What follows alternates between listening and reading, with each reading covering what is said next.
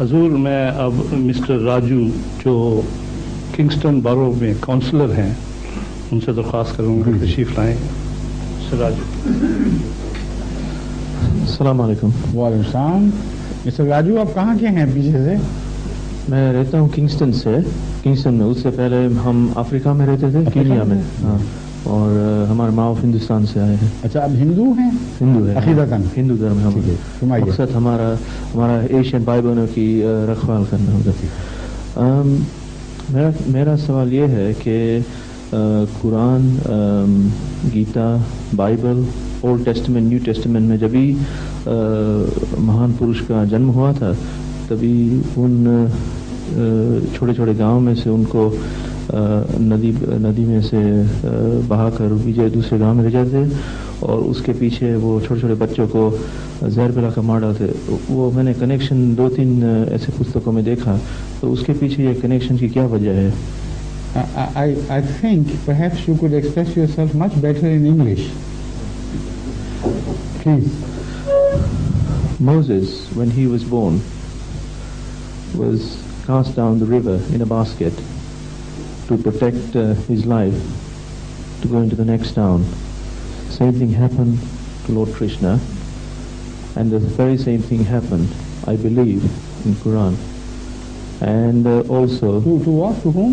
The same thing I believe happened to Isu Christ in Christianity, where the mother had to leave the town and he was born in another town to protect him, and then afterwards the young children were poisoned to try and find the prophet and to try and take his life. Now what connections do you see behind all this? اصل میں جو آپ نے سوال فرمایا ہے, اردو دان لوگوں کی خاطر میں عرض کر دوں. آپ نے فرمایا ہے کہ حضرت موسیٰ علیہ السلام کو بچپن میں, بہت بچپن ہی میں ایک بکس میں بند کر کے دریا میں بہا دیا گیا, اس خطرے سے کہ ان کا فرعون کے لوگ ان کا قتل نہ کر دیں. اور اسی طرح آپ نے فرمایا ہے حضرت عیسیٰ علیہ السلام کے ساتھ یہ واقعہ پیش آیا کہ آپ کی والدہ نے اس خوف سے کہ لوگ قتل نہ کر دیں وہاں ہجرت کی. اس میں کیا حکمت ہے؟ کیا نبی اس وقت سے پہچانا جاتا تھا؟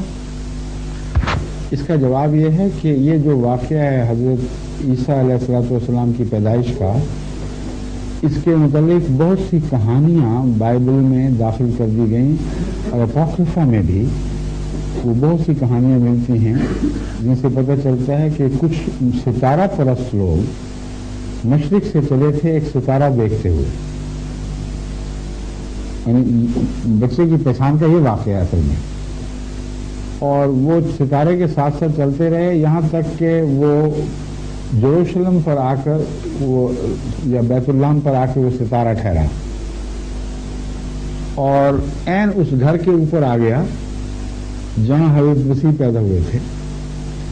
تو انہوں نے جا کر مسیح کو دیکھا اور مسیح کو سلام کیا اور اس کے حضور اپنی عقیدت پیش کی, اور باہر جا کر بتایا تو ہیرڈ کو یہ خبر ملی. تو ہیرڈ نے اس بچے کے قتل کا فیصلہ کیا کہ یہ تو پھر ایک انقلاب برپا کر دے گا اور ہمیں یہ پسند نہیں. یہ کہانی ہے جس کی کوئی بھی حقیقت نہیں ہے. اس کی وجہ یہ ہے کہ ستارہ تو بہت دور ہوتا ہے آسمان پہ, چاند سے بھی بہت اونچا, اور وہ کس گھر پہ ٹھہرا تھا آپ کو اندازہ ہو سکتا ہے؟ چاند کا نہیں ہوتا. چاند کے ساتھ ساتھ چلیں, میں جب بچہ تھا تو ایک سین سے دوسرے سین میں جاتا تھا تو چاند وہاں اسی طرح واپس آتا تھا, پھر چاند وہیں. تو میں حیران ہوا کرتا تھا یہ میرے ساتھ ساتھ کیسے چلتا ہے. تو اتنی سی بات تو بچے کے لیے بھی تعجب انگیز ہے. چاند کی نشاندہی زمین سے کسی جگہ کے لحاظ سے ناممکن ہے.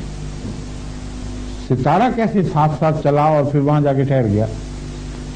پھر ہیرڈ تو بڑا ایک ظالم جابر انسان تھا, وہ قتل کروانا چاہتا تو کروا سکتا تھا.